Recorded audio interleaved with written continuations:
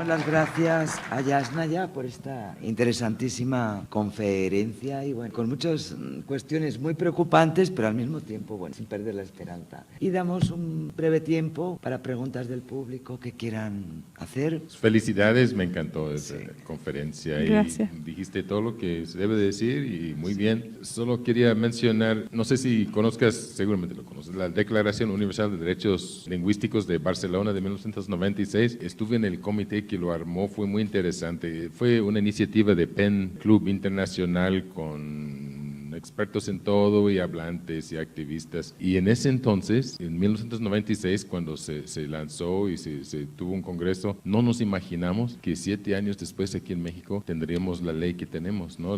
¿Cómo se llama? La Ley General de Derechos Lingüísticos de los Pueblos Indígenas, que tiene cosas increíbles y obviamente no resuelve el problema una ley, pero ahí está como para luchar. Entonces, agarrándonos de ahí, por ejemplo, en la Universidad de Guanajuato, hay pocos hablantes ya, pero sí las hay en el estado, la mayor parte son migrantes de otras partes. Mijes, por ejemplo, en las ciudades principales con taquerías, con tacos muy sabrosos, que es la especialización, ¿verdad? De alguna forma, en estrategia. Voy de latoso con el Departamento de Lenguas y digo, esta ley del 2003 dice que ustedes tienen que fomentar la investigación y la enseñanza de las lenguas indígenas, por lo menos, ¿no? De esta región. Y no, pues están enseñando inglés, japonés, alemán, etcétera. Piensan que estoy loco. Les digo, no es mi opinión. Hay una ley y es difícil la lucha. A mí me falta apoyo de que los hablantes vayan y demanden clases para hacer operación sándwich, ¿no? Y apretar desde arriba y desde abajo. Hay que organizarlo más, no sé. En el departamento de historia tenían lengua clásica y se escogía entre latín y griego. Les digo, no, pues tiene que estar en náhuatl. Pero detrás de todo eso, y van a hacer cosas, ¿no? Ya tenemos la clase de náhuatl, pero es para no hablantes, para que aprendan a traducir, por ejemplo, los textos de Sahagún, para sus trabajos históricos, pero es algo, ¿no? Para que se dignifique la idea de que son importantes esas lenguas. Creo que la clave es que tenemos que insistir en las instituciones de educación superior, que es el contexto de la mayor parte de los de aquí, ¿no? En cada nivel su tipo de lucha,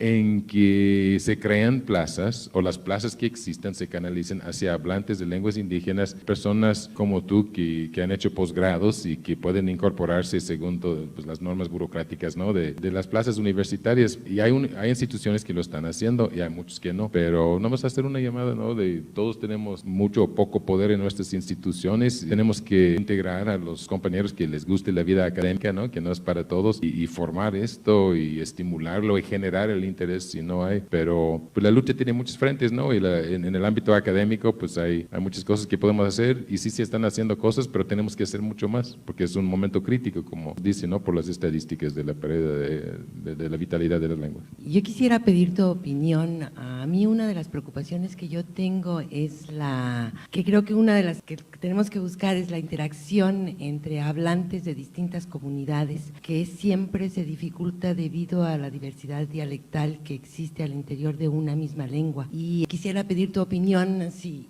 tienes alguna idea, porque, digamos, se busca la normalización, como tú dices, no desde el punto de vista del INALI, que creo que está muy equivocado, pero ¿cómo vamos a resolver eso para que el habla no esté limitada al interior de una comunidad, sino por lo menos se abra a nivel regional? Un comentario más que una pregunta, pero primero muchas felicidades, me encanta que estás aquí, que tenemos tu presencia y tu voz. Quise decir algo sobre lo que decías sobre la normalización, que yo he hablado mucho con gente que está buscando poner su idea de cómo debe de ser escrita cierta lengua, pero también entiendo y veo, tenemos una página en Facebook de náhuatl, en donde piden los organizadores que cualquier persona que participa tiene que escribir en náhuatl, no en español, no en inglés. Y es muy interesante porque veo muchas ortografías diferentes y entendemos todo de todos modos, no importa mucho si hay varias ortografías. Otra cosa que hicimos una reunión en Zacatecas hace varios años y se invitaron personas de 8 variantes del náhuatl y jamás se había hecho esto y llegaron y ni sabíamos si iban a entenderse entre ellos, ¿no? Pero sí era un éxito fascinante porque muchas veces para pararon para decir, pues, ¿qué palabra usas y cómo se entiende, etcétera? Pero era fascinante ver y me dio muchas esperanzas por esas. La diversidad no es un reto tan enorme, ¿verdad? Tatacuera pirikino, nanacuera pirikinharoa temen kish, nana Elena, gachonhuka guandon squarichin. Hinde es pore, gatsi pikingon urashka kisangurachan. Invoquea sus huetaria que sucha sander winga peranta, kucher wanda kwan, kahucher mimishik pore chero in umba kukimbo en gaksuchir mitikas México chikia. En gachon, buenas nama no chun maro aripiringia, no chun winga perachinta, en gachuyayas huecan hakautas, jamás kuchan, hucher wanda kuechan. Le agradezco mucho, Elena, y quiero pedirle que siga adelante en el trabajo, que nos siga alumbrando, porque desafortunadamente, pues a los grupos indígenas nos han utilizado a lo mejor nada más para bandera de pues no sé qué, con qué intenciones. Y qué bueno que en este coloquio se esté tratando sobre uno de los aspectos fuertes, importantísimos, y que yo como de alguna manera, así lo digo en uno de mis escritos, digo, nos vamos a defender de esta manera, los pueblos indígenas. Y es un grito y es una demanda que vamos a hacer nosotros, porque por estas políticas de gobierno todavía se siguen extinguiendo algunas lenguas. En el caso de Michoacán, pues estamos corriendo el riesgo de que se pierda el ñañú y también el matlacinca. Ya recientemente hay encuestas donde se dice que se está perdiendo. Pero esta raíz de que pues siempre la política nos ha dicho desde después de la Revolución Mexicana, dijeron que nuestras lenguas eran un estorbo para el desarrollo del país. Pero no es así. Ahí están los pueblos, ahí estamos los pueblos y seguiremos manifestándonos y seguiremos reproduciendo la verdadera cultura con la cosmogonía que tenemos los pueblos indígenas. No es lo mismo, por ejemplo, la comida de una ciudad a un pueblo. No es lo mismo un evento, aunque ya nos hemos, pues ahora sí, adoptado elementos de la religión cristiana y demás, pero no es lo mismo la religión indígena, pues. Y bueno, yo quiero decirle también que estamos haciendo trabajo en Michoacán. En el caso está la Academia de la Lengua Purépecha de la Universidad Michoacana, que es la que regula también de alguna forma la escritura de las lenguas que existen en nuestro estado. Actualmente se está trabajando un proyecto alternativo de educación indígena que se está madurando y que en un momento se va a presentar al Congreso del Estado, al igual que el otro proyecto que maneja la sección 18, Democrático de Educación. También se ha hecho la traducción del himno nacional, pero también se hizo ya el himno purépecha propio, el que se canta ahora cuando hacemos honores a la bandera purépecha. Ese ya es un himno propio. Y también existe la traducción del himno nacional. Tenemos algo muy interesante ya ahora, las radios indígenas, las radios comunitarias, que nosotros hacemos uso de las radios para anunciar, para hacer conciencia y demás aspectos, ¿verdad? Que es algo fundamental y que ojalá IFETEL tenga un poco más de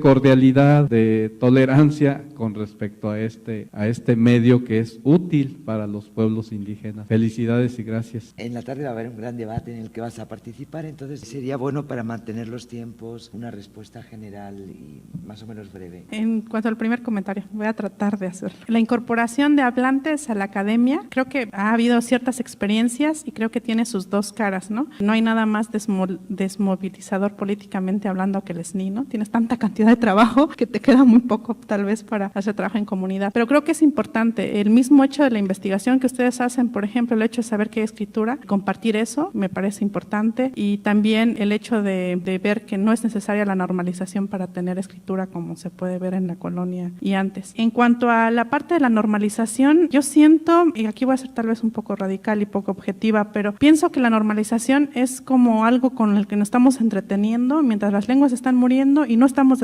desarrollando cultura escrita. En el caso Mije se desarrolló un abecedario que sirve para codificar todas las variantes, pero hay personas que creen que deberíamos tener un Mije estándar para escribirlo. Yo creo que es al revés. Uno escribe y después en algún momento se forma Koiné, por así decirlo, o una lengua estándar, una lengua escrita. Ahorita todavía no tenemos una variante lingüística propia de la escritura en Mije, pero si seguimos escribiendo y lo funcionalizamos, bien. El caso de Italia me parece muy claro. Es justo por la variante en la que se escribió la Divina Comedia que esa fue la lengua nacional y que ha tenido tanto éxito. Escribamos un equivalente equivalente de ese impacto social a la Divina Comedia, nuestra lengua, y seguro es la que va a hacer referencia. No creo que debamos centrarnos en eso, es más bien refuncionalizar, usar los espacios de uso, que haya una necesidad de escribir, y escribiendo, eso va a suceder en algún momento, se va a crear esta diglosia propia de las lenguas con gran tradición escrita, en donde ya hay una variante de la escritura. Y en el caso Mije estamos tratando de publicar en cada variante, eso sí, tratando de ser sistemático, es decir, de que una palabra que se escribió así, que su vestido gráfico, su vestido visual de la palabra refiera no al sonido, sino al concepto mismo. Y es mucho más fácil, en cuanto yo he tenido más práctica escribiendo y leyendo en la variante de Ayutla, puedo leer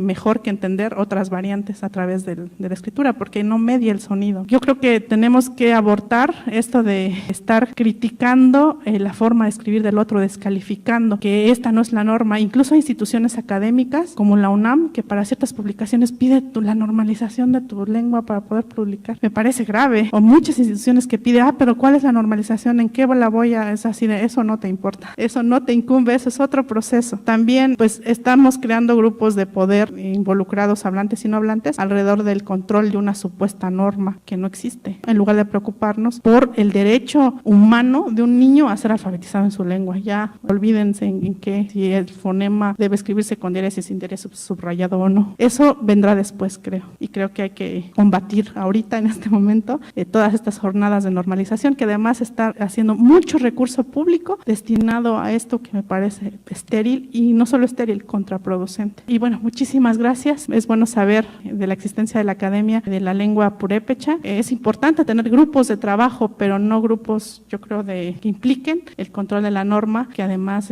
el hecho que sean academias a mí me sigue haciendo un asunto ahí prescriptivo al que siempre me revelo. Pero lo que siempre digo, hay que celebrar que el otro escriba. Si no escribe como tú crees que debe escribirse tu lengua, genial que escriba. En algún momento veremos quién publica esa Divina Comedia que fije norma, ¿no? Pero es posterior y cultural, social, más que un asunto fonológico. Muchas gracias.